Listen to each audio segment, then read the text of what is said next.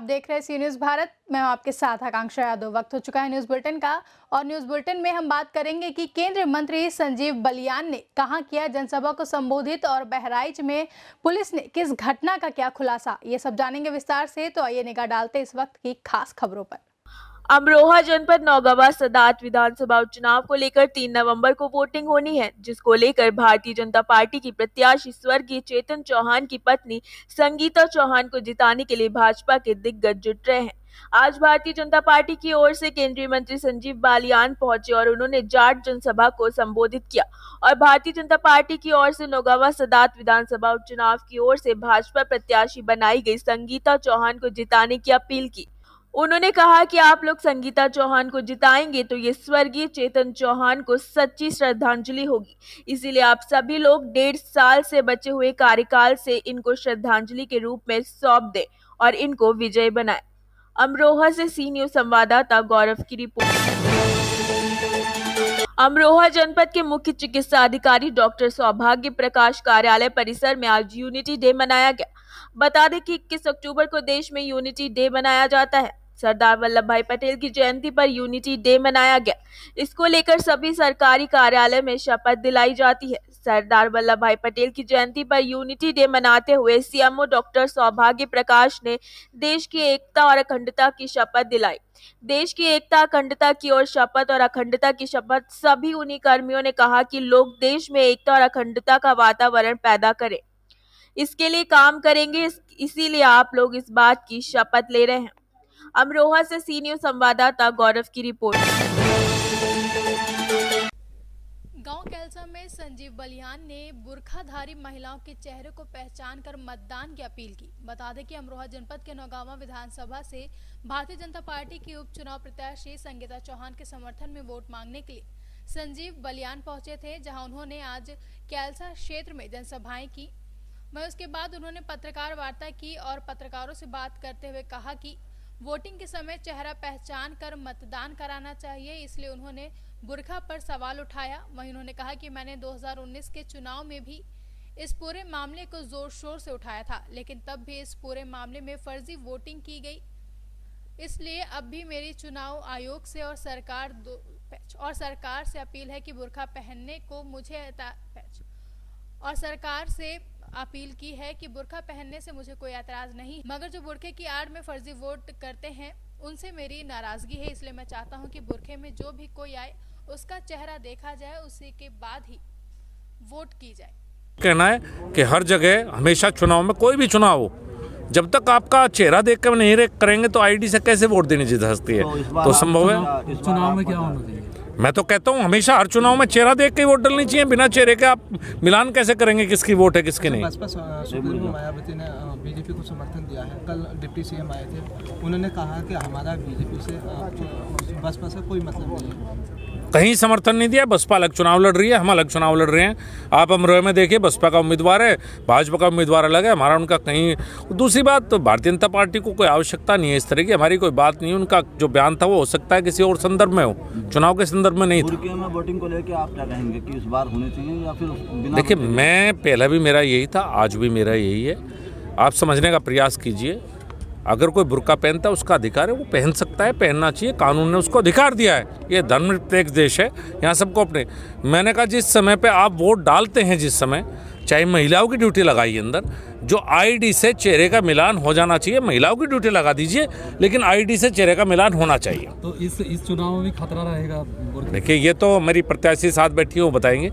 मेरा तो एक सैद्धांतिक बात है कि चाहे महिला लगाओ, चेहरे से आईडी से मिलान होना चाहिए दोनों का आपस में। अमरोहा से सी न्यूज़ संवाददाता गौरव की रिपोर्ट। बहराइच के थाना मटेरा अंतर्गत मझौली में लापता लड़का वेद प्रकाश उर्फ पप्पू पुत्र रिंकू का शव मिला था। आरोपी गांव के ही निकले। आरोपियों को पुलिस ने हिरासत में ले लिया है। घटना का खुलासा प्रभारी निरीक्षक थाना मटेरा चौथी राम यादव ने किया है। 2 दिन पहले आरोपियों ने घटना को अंजाम दिया था। कौन सा है? मंझौली थाना मटेरा जिला बहराइच। ये जो हादसा हुआ है कैसे क्या हुआ? हादसा, बच्चा गया था ट्यूशन पढ़ने जी, और रास्ते में जो है एक बिल्डिंग वाले की दुकान है, जी, तो उसी लोगों ने उसे पकड़ कर जी उसको जो है किडनैप किए। उसके बाद कहीं थाना मल्लीपुर और चौकी गिरंट के पास का शव मिला। जी। तो ये पहले से कोई मतलब रंजिश था या बात विवाद थी? उन्होंने एक बगल वाले से थोड़ा ज़मीनी विवाद था, लेकिन हम 100% नहीं कह सकते हैं कि उसी ने करा, लेकिन हम उसको ना भी नहीं कर सके उसने नहीं किया है जी। और हमें लग रहा है कि किसी ने पैसे देकर ऐसा काम कराया है। आपको जानकारी पूरी नहीं किस बारे में? पूरी जानकारी नहीं 100%, लेकिन हम कुछ ना कुछ वादे के साथ कह सकते हैं कि किसी ने पैसा देके उसका मर्डर कराया गया। आप कितने रुपए का हुआ था ये बात जी? आपसे फिरौती मांगी गई थी क्या? नहीं, फिरौती तो उसका मर्डर होने के बाद मांगा गया था। कितना डिमांड था? डिमांड 30 लाख रुपये। 30 लाख रुपए जी। बहराइच से सी न्यूज संवाददाता सलमान अहमद की रिपोर्ट। अखिल भारतीय छात्र संघ भारत के तत्वाधान में फतेहपुर टीम द्वारा खागा नगर पंचायत में महात्मा गांधी की प्रतिमा के सामने बहन निकिता तोमर को मोमबत्ती जलाकर श्रद्धांजलि अर्पित की गई और हत्यारों के लिए जल्द से जल्द फांसी की मांग की गई है, जिसमें प्रदीप सिंह सूर्यवंशी, जिला संगठन मंत्री प्रद्युमन सिंह राठौर, जिला छात्र प्रमुख दुर्गेश प्रताप सिंह, जिला उपाध्यक्ष धीरेन्द्र प्रताप सिंह, जिला महामंत्री विश्वास सिंह, खागा नगर अध्यक्ष आदर्श कुमार और समस्त पदाधिकारी उपस्थित रहे। फतेहपुर से सी न्यूज संवाददाता दुर्गेश प्रताप सिंह की रिपोर्ट।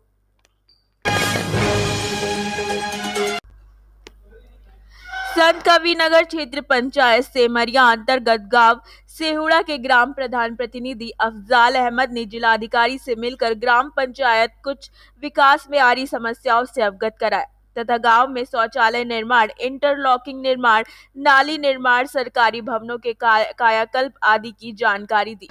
कौन कौन सा काम हुआ है इसके डाक्टर साहब? अभी जो चालू है इस वक्त, हाँ, सामुदायिक शौचालय और पंचायत भवन, ये दोनों चालू है। सरकार की सबसे बेहतरीन अच्छी योजनाएं जो भी हैं बहुत ही सराहनीय है इस वक्त, समझिए जो चल रही हैं। और इसके लिए हम बहुत ही सरकार के शुक्रगुजार हैं कि कम से कम हमारी ग्राम पंचायत में जो हमारा रोडीएफ हुआ उसके लिए हमने जो प्रयास किया कि लोग बाहर ना जाएं, शौचालय में बैठें। हद तक इम्कान मेरी कोशिश यही रही और लोगों ने माना और अपने शौचालय में ही लोग बैठते रहे।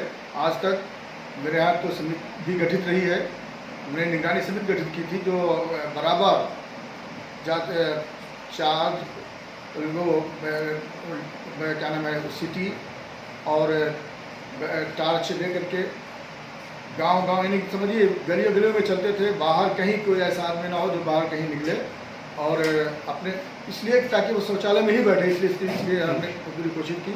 और इसलिए समिति जो गठित की गई थी निगरानी समिति, उसने अपना काम भी किया। और शायद मैं जानता हूँ कि इस पर हमने बहुत ही सबसे ज़्यादा हमारा जोर यही था कि ग्राम पंचायत साफ सुथरा रहे, कहीं भी कोई आदमी बाहर ना निकले, शौचालय के अंदर ही जाए। ओडीएफ जब से हुआ है तब से मेरी कोशिश यही रही है और मैं इस पर बहुत ही जोर देता रहा। यहाँ से इसके लिए तो मैं अपने खुद रात में बाइक लेके निकलता था, कहीं ऐसा ना हो कोई रोड पे निकले या कहीं इधर उधर जाए। तो इसके लिए मैंने बड़ी कोशिश की है भाई साहब, और मैं चाहता भी हूँ कि जो भी कुछ करना पड़े लेकिन मेरी ग्राम पंचायत साफ़ सुथरी रहे, इसके लिए मैं बड़ी कोशिश किया और लोगों ने इस पर माना भी और कल लोग कहीं कर भी रहे हैं ऐसा कि शौचालय के अंदर जा रहे हैं। और ये जो सार्वजनिक शौचालय बन रहा है, मुझे पूरी उम्मीद है कि इससे और लोगों को फ़ायदा होगा। मान लिया किसी के मेहमान आते हैं या कुछ आते हैं तो लोग अपना आकर के यहाँ इसका इस्तेमाल होगा। और पंचायत भवन भी जो बन रहा है इसका मैं जानता हूँ कि गवर्नमेंट जो है कि अच्छी योजना है, जो हाईटेक वगैरह जो है करने के चक्कर में सरकार लगी हुई है। पूरी उम्मीद है कि ये होगा भी, जिससे ग्राम पंचायत का फ़ायदा होगा। इसके फलाह बहबूद के लिए हो रहा है ये काम, बहुत अच्छी योजना है सरकार की। संत कबीर नगर से सी न्यूज संवाददाता मोहम्मद नईम की रिपोर्ट। फिलहाल के लिए बुलेटिन में बस इतना ही। देश और दुनिया की तमाम खबरों के लिए जुड़े रहें सी न्यूज़ भारत के साथ। हर खबर आपके साथ, आपके हाथ।